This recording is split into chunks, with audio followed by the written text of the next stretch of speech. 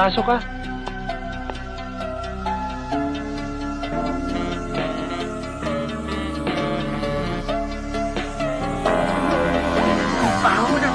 Uy! Sige, pasok! Pasok ka!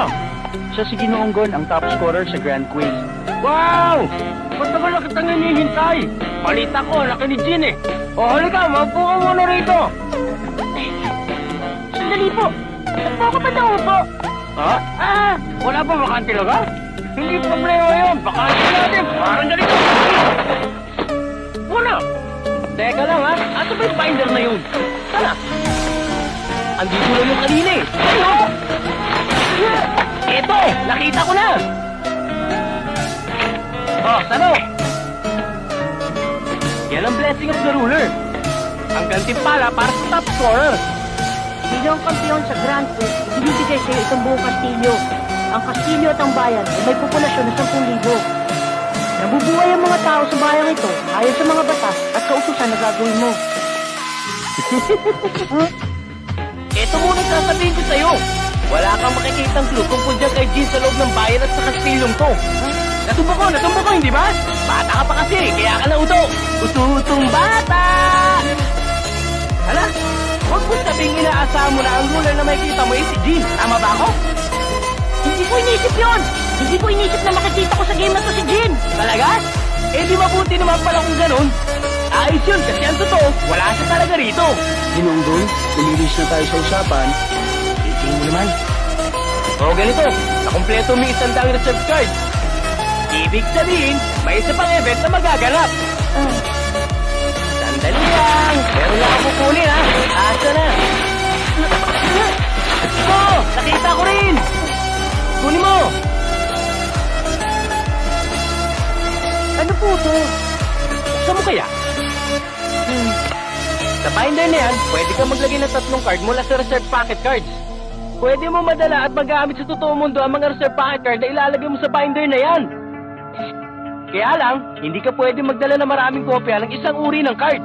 Hindi kasama ang spell cards. Kailangan mong pumili mula sa 100 reserve pocket card na nakolekta mo ng 3 magkakaibang uri ng card. Ano, pwede na ba yung ganun paliwanag? Ngayong natapos mo na mga dapat tapusin, kailangan mo na lang magandang ending. Anong gusto mo? Yung general ending? O yung exclusive para sa'yo? Para sa akin? Oo, ganun na nga. Anong gusto mo? Pili na! Yung general ending na lang. Hindi nga. Bakit yun ang pinili mo? Hindi lang naman ako mag-isa ang nakatapos ng game. Pwedeng makasali mga kaibigan ko kung general ending, di ba? Ang bait mo. Ganun palang gusto mo, ha? Ginoong Gon, huwag mo na siyang lokohin tungkol sa ending. Pasensya ka na, kasi wala naman talagang exclusive ending na para sa'yo lang. Ha? Ganun ba? Eh, bakit pa nga? Pero pinahihintulutan naman kaming sabihin sa'yo ang tungkol sa isang bagay ngayong natapos mo na yung game. Yung tungkol sa amin. Ha? Ang pangalan ko ay Liz. Siya naman, si Dun. Siguro, sa tagal ng pag-uusap natin, nahulaan mo na mga kaibigan kami ng iyong ama. Si Jean ang lumikha ng game na to kasama ang 10 niyang kaibigan. Nakilala mo na si Rachel, hindi ba? Opo. Kasamahan din namin siya. Yung isang babaeng nagpaliwanag sa inyo bago magsimula ang game, si Elena yon. May kakambal siya na narito rin, si Iyata. Hinango ang pangalan ng Grid Island mula sa initials ng unang pangalan ng 11 producer na lumikha nito. Ang ama mo ang parang executive producer kaya nagpasya kaming lahat na simulan ang pangalan ng game sa letter G na Jane. Si Razor yung R sa Grid at Liz naman yung L sa Island. Yung babaeng nagpaliwanag sa inyo at yung isa pa na nasa port na nagpapalabas-masok sa mga tao, sina Elena at Iyata yun. Kinuha ang 2 inang Grid sa pangalan nila.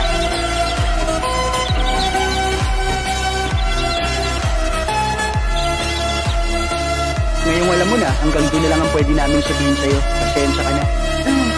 Para ipagdiwang ang pagkakatapos mo sa game, isang party at isang parada ang magaganap. Isang parada? Pagkatapos nun, dumiretso ka na sa starting point. Pagdating doon, pumili ka ng 3 card bilang gantimpala mo at opisyal nang matatapos ang laro. Teka, bago ko muli, kukwento muna tayo kahit sandali lang. Malamang gusto mo makarinig ng kwento tungkol kay Jen, hindi ba? Opo. Okay, makinig ka.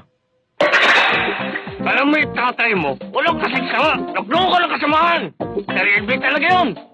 Ang pangalan ko, Dun. Ano sa tingin mong inisay ko? Ano? Mali! Hindi Dino! Mali yun! W yung initial ko! W! Ang spelling nun, WDWUN!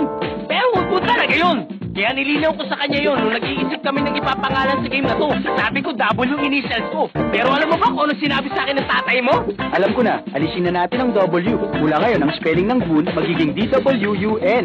Nakakasal yun, di ba? Para daw may ibig sabihin yung pangalan ng game, sinakripisyo niya pangalan ko at pinalitan niya. Pero dahil naman doon, humanda ang kapalaran mo, hindi ba? Bagay. Mula lang, bumuti pa nga ang katawan ko. Nanalo ako sa loto, tapos nagkaroon pa ako ng girlfriend. Akalain mo yun? Hindi nga rin ako makapaniwala eh. Naging popular ako, lalo na sa mga babae. Ganda kong lalaki. Hindi lang yun.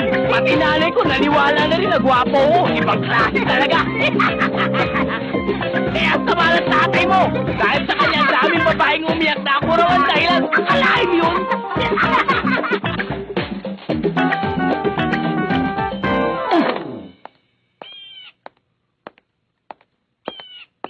Ah.